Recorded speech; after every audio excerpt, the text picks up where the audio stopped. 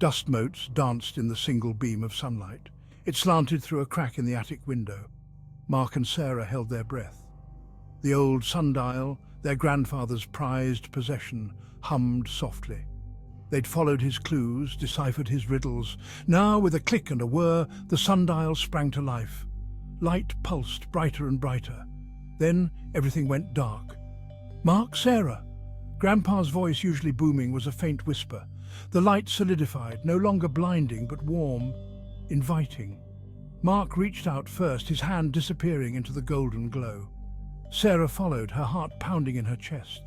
The attic air, thick with dust and memories, vanished. A sweet, almost floral scent filled their noses.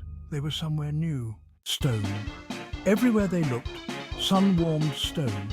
Buildings stretched high, windows thrown open to the bustling street below.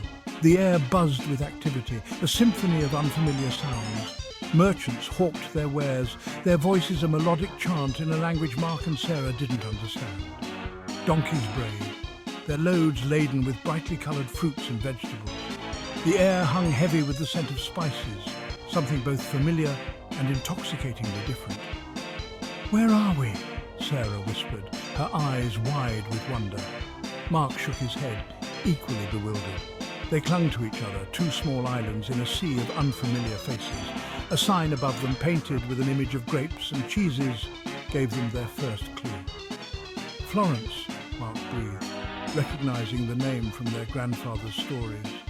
"We're in Renaissance Italy."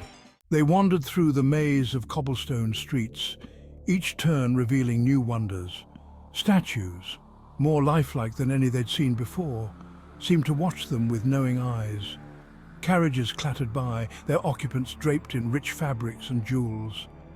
Then, a flash of colour, a whirlwind of energy caught their attention. A man, his hair as wild as his eyes, stood before a massive block of marble. He chipped away at the stone, his movements precise, passionate. "Michelangelo," Mark whispered, recognizing the artist from their grandfather's art books. They watched, mesmerized, as the master worked. Michelangelo, sensing their presence, paused, a ghost of a smile touching his lips. He spoke to them in Italian, his words a mystery, but his meaning clear. He offered them a piece of charcoal, inviting them to join him in his creative dance. The sun dipped low in the sky, painting the buildings in hues of orange and gold. Mark and Sarah, their fingers stained with charcoal and their hearts full, knew it was time to return. They found their way back to the spot where they'd arrived, the marketplace now bathed in the soft glow of twilight. The air, no longer bustling with activity, held a hush of anticipation, as if the city itself knew of their imminent departure. They touched the spot where the sundial had brought them, their fingers tingling with energy. A familiar hum filled the air, and the scent of dust and old books replaced the sweet fragrance of Florence. The light returned, blinding in its intensity. They closed their eyes, bracing themselves for the journey back. The attic. It felt smaller somehow, quieter. The sundial sat on the floor, its glow extinguished. Mark and Sarah looked at each other, their eyes shining with the memory of their adventure.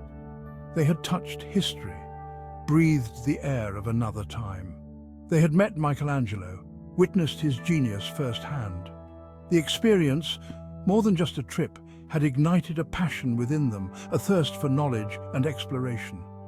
As they descended the attic stairs, the grandfather clock in the hallway chimed 6 times, 6 o'clock. Just like any other day. But for Mark and Sarah, the world had shifted on its axis. They carried the secret of the sundial, the knowledge that time was fluid, a river waiting to be navigated. And they knew with a certainty that settled deep in their bones that their adventure was far from over.